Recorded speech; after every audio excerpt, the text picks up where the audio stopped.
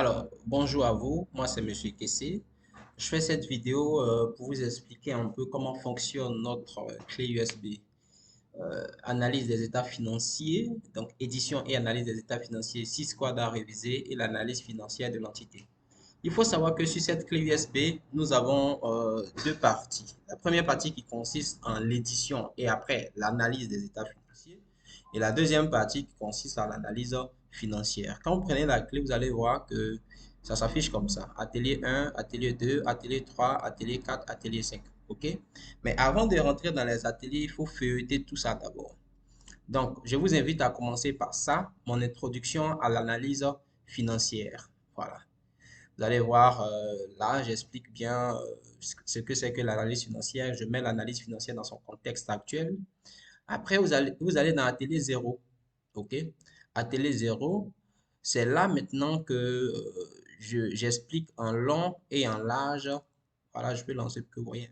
C'est là maintenant que j'explique en long et en large l'analyse financière avec le contexte d'état financier, tout ça.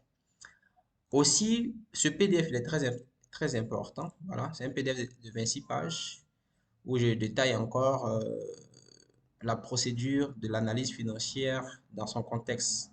Là, en PDF, pour ceux qui aiment bien les PDF, vous êtes gâtés. OK? Une fois que vous finissez, vous allez dans l'atelier 1. Analyse, le 6 quadres à réviser. Alors, dans l'atelier 1, qu'est-ce qu'on va faire? On va vous expliquer ce que c'est que le 6 quadres à réviser. Parce que qui parle d'analyse financière et d'état financier, pas de 6 quadres à réviser. Parce que depuis euh, un certain temps, donc depuis, c'était un projet depuis 2014-2015, ça s'est concrétisé un peu à partir de 2017. Certains pays ont commencé à l'adopter, notamment le Sénégal et consorts.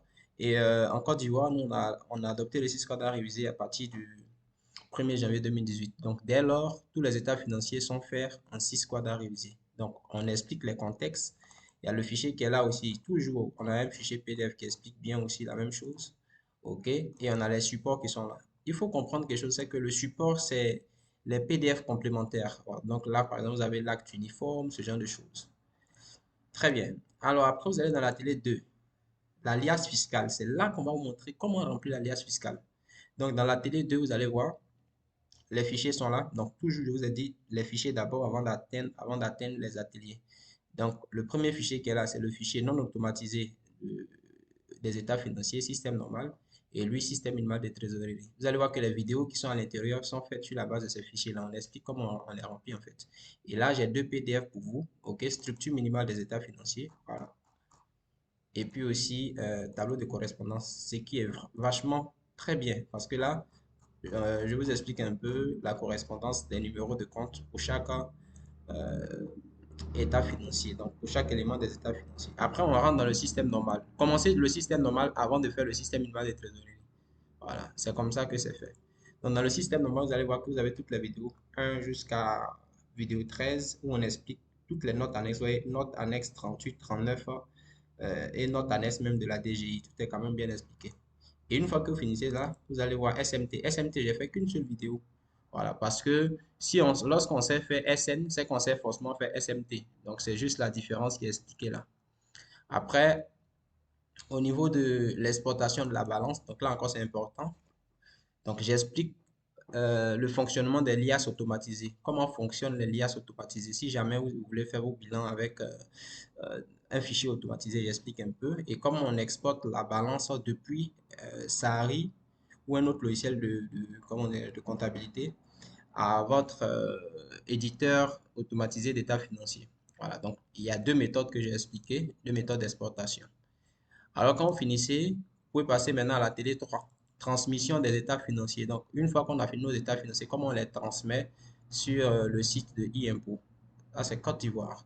Après, dans la télé 4, on rentre maintenant dans l'analyse financière. Voilà, donc là maintenant, la première vidéo, j'explique maintenant l'analyse financière par les ratios. Voilà, vous voyez, l'analyse financière par les ratios. Ratio par ratio, on explique un peu l'objectif de chaque ratio et son importance dans l'entreprise. Après, voilà, ça c'est l'analyse fonctionnelle, voilà, que je détaille un peu. OK, et ici, vous avez l'analyse financière autrement, donc avec le bilan financier qui est aussi détaillé là. Et là, vous avez des supports. Voilà. Gestion financière, manuel d'analyse financière. Ça, c'est mon manuel d'analyse financière que j'ai fait. Tout bien décrit quand même, bien propre, sans problème. Alors après, vous avez d'autres éléments encore. Donc dans l'atelier 5, maintenant, vous avez des TD, les travaux dirigés sur les états financiers corrigés. Donc les TD sont là, SM, SMT, je crois qu'il y a tout, il y a SN, il y a SMT, voilà, bien complet, et leur correction aussi ici, voilà, de la manière la plus soft possible. Merci beaucoup, c'était Monsieur Kessé, à la prochaine.